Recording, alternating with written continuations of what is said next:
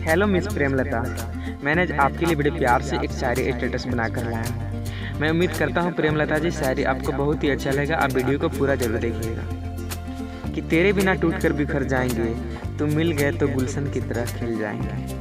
प्रेमलता जी, कि तेरे बिना टूट कर बिखर जाएंगे, तुम मिल गए तो गुलशन की तरह खिल जाएंगे। तुम ना मिले तो जीते जीते ही मर जाएंगे। कि तुम ना मिले तो जीते जी ही मर जाएंगे। तुम्हें जो पा लिया तो मर कर भी जी जाएंगे। कि तुम्हें जो पा लिया तो मर कर भी जी जाएंगे। लव यू प्रेमलता जी। अगर शायरी अच्छा लगे तो प्लीज़ वीडियो को लाइक शेयर कीजिए।